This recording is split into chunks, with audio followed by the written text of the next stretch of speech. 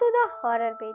शहर से लगभग 20 किलोमीटर दूर एक घने जंगल के बीचों बीच एक पुराना बंगला हुआ करता था। लोग उसे काली हवेली या भूत बंगला भी कहते थे। दिन में भी वहां जाने से लोग कतराते थे और रात में तो उस रास्ते से गुजरने की किसी की हिम्मत ही नहीं होती थी। आसपास के गांव के लोग कहते थे कि उस बंगले में कोई इंसान नहीं रहता, लेकिन फिर भी वहां कभी कभी रात में रोशनी जलती हुई नजर आती है, किसी के चलने की आवाज आती है और कई बार तो किसी औरत के रोने की आवाज भी सुनाई देती है। ये कहानी मुझे एक बुजुर्ग इंसान ने सुनाई थी जो उस इलाके के रहने वाले थे और उनका दावा था कि ये सब उन्होंने खुद अपनी आंखों से देखा है। उस बुजुर्ग का नाम राम नारायण था। एक रात को वो अपने दोस्तों के साथ गांव से शहर की तरफ जा रहे थे। उस समय करीब 10:30 बज रहे थे और आसमान में बादल छाए हुए थे। हवा इतनी तेज चल रही थी कि पेड़ों की टहनियां आपस में टकराकर अजीब सी आवाजें कर रही थी। तभी अचानक उनकी बाइक खराब हो जाती है। उन्होंने बहुत कोशिश की लेकिन बाइक स्टार्ट ही नहीं हो रही थी। आसपास कोई घर भी नहीं था, बस वहीं जंगल और थोड़ी ही दूरी पर दिखाई देता वो पुराना भूत बंगला था। उनके दोस्तों में से एक ने डरते हुए कहा कि बारिश आने वाली है, इसलिए थोड़ी देर के लिए उस बंगले में रुक जाना चाहिए। शुरू में सबको डर लगा, लेकिन मजबूरी थी। कुछ ही देर में तेज बारिश शुरू हो गई। वो चारों उस बंगले की तरफ बढ़ने लगे। जैसे जैसे वो पास जा रहे थे, बंगला और भी डरावना लगता जा रहा था। उसका बड़ा सा लोहे का गेट आधा टूटा हुआ था और हवा के साथ चर चर की आवाज कर रहा था। दीवारों पर काई जमी हुई थी और कई जगहों पर ईंटें भी टूट चुकी थी। जब उन्होंने गेट खोला तो वो इतनी जोर से चीखा जैसे किसी ने सालों बाद उसे छुआ हो। अंदर कदम रखते ही एक अजीब सा सन्नाटा छा गया। ऐसा लग रहा था जैसे उस जगह की हवा भी भारी होने लगी है। जमीन पर धूल की मोटी परत जमी हुई थी और हर तरफ मकड़ी के जाले लटके हुए थे। दीवारों पर कुछ पुराने चित्र भी टंगे हुए थे जिनके रंग लगभग मिट चुके थे। राम नारायण ने बताया कि उन्हें ऐसा लग रहा था कि जैसे उस तस्वीरों पर बने लोग उन्हें घूर रहे हों। उनके दोस्तों में से एक ने मजाक करने की कोशिश की, लेकिन उसकी आवाज में भी डर साफ झलक रहा था। वो लोग हॉल में खड़े होकर बारिश रुकने का इंतजार करने लगे। तभी अचानक ऊपर की मंजिल में किसी के गिरने की तेज आवाज आने लगी। आवाज इतनी अचानक थी कि सब चौंक गए। चारों ने एक दूसरे की तरफ देखा। किसी ने धीरे से कहा कि शायद हवा की वजह से कुछ गिर गया होगा, लेकिन उस आवाज के बाद कुछ पल के लिए पूरा बंगला जैसे और भी ज्यादा शांत हो गया था। थोड़ी देर बाद फिर वही आवाज आई। इस बार ऐसा लगा जैसे कोई धीरे धीरे चल रहा है। लकड़ी के फर्श पर कदमों की आवाज गूंज रही थी। राम नारायण ने बताया कि उस वक्त उनका शरीर जैसे कांप उठा।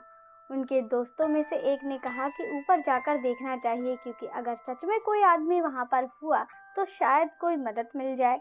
डरते डरते वो चारों सीढ़ियों की तरफ बढ़े। सीढ़ियां बहुत पुरानी हो चुकी थी और हर कदम पर कर कर की आवाज आ रही थी। ऊपर पहुंचकर उन्होंने देखा कि एक लंबा सा कॉरिडोर था और उसके आखिर में एक कमरा था जिसका दरवाजा भी आधा खुला हुआ था। उस कमरे के अंदर से हल्की पीली रोशनी दिखाई दे रही थी। ये देखकर सबके मन में एक सवाल आया कि अगर यहाँ कोई रहता ही नहीं है तो फिर ये रोशनी कहाँ से आ रही है। वो धीरे धीरे उस कमरे के पास पहुंचे। दिल इतनी तेज धड़क रहा था कि जैसे उनकी आवाज खुद सुनाई दे रही हो। राम नारायण ने हिम्मत करके दरवाजा थोड़ा सा खोला।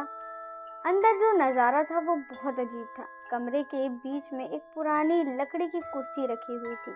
उसके सामने एक मेज थी जिस पर एक लालटेन रखी हुई थी, लेकिन कमरे में कोई इंसान नजर नहीं आ रहा था। उनमें से एक ने धीरे से कहा कि शायद कोई यहाँ अभी था। तभी अचानक लालटेन की लौ अपने आप तेज हो जाती है और कमरे का दरवाजा भी अपने आप बंद हो गया। सब घबरा गए। उन्होंने तुरंत दरवाजा खोलने की कोशिश की, लेकिन वो जैसे अंदर से बंद हो चुका हो। तभी कमरे के कोने से किसी के रोने की हल्की सी आवाज आने लगी। जब उन्होंने उस दिशा में टॉर्च की रोशनी डाली तो वहां एक छोटी सी लड़की खड़ी दिखाई दी। उसके लंबे बाल उसके चेहरों को ढक रहे थे और वो धीरे धीरे रो रही थी।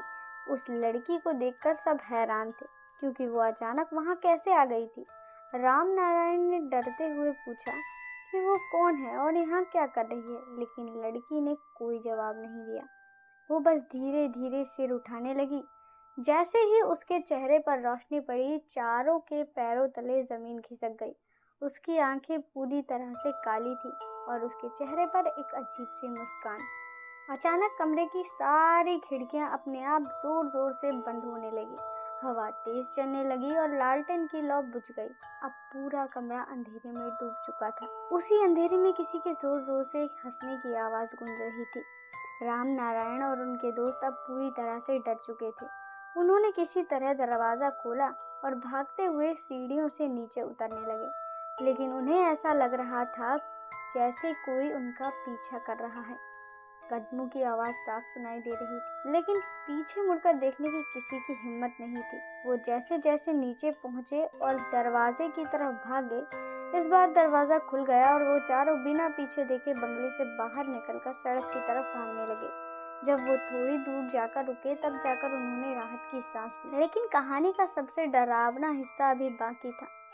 जब राम नारायण ने आखिरी बार पीछे मुड़कर उस बंगले की तरफ देखा, तो ऊपर की खिड़की से वही छोटी लड़की नजर आ रही थी।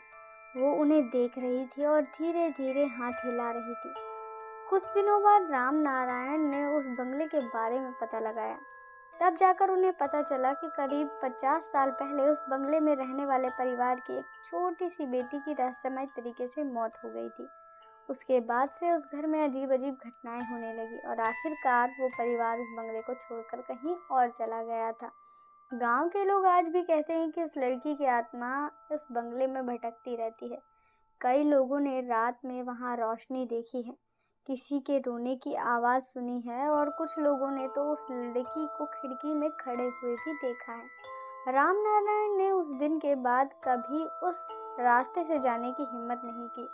उन्होंने ये कहानी सुनाते समय एक बात जरूर कही थी कि कुछ जगह ऐसी होती हैं जहां इंसानों को नहीं जाना चाहिए, क्योंकि वहां कोई और पहले से रह रहा होता है जो शायद इंसान नहीं है। और सबसे डरावनी बात तो ये है कि आज भी वो बंगला वहीं खड़ा है और उसी जंगल के बीच बिल्कुल सुनसान है। कभी कभी रात में गुजरने वाले लोगों को अब भी उसकी खिड़की में एक छोटी सी लड़की दिखाई देती है, जो अंधेरे में खड़ी होकर बस एक ही काम करती है। वो धीरे से मुस्कुराती है और किसी के आने का इंतजार करती है। अगर आप उस रास्ते से गुजर रहे होते और उस खिड़की में किसी को खड़ा देखते, तो क्या आप रुक कर देखते या फिर बिना पीछे देखे भाग जाते? कमेंट में ज़रूर बताएं। कहानी अगर अच्छी लगी हो तो उसे लाइक ज़रूर करना, और अच्छी ना लगी हो तो ये भी कमेंट में ज़रूर बता देना।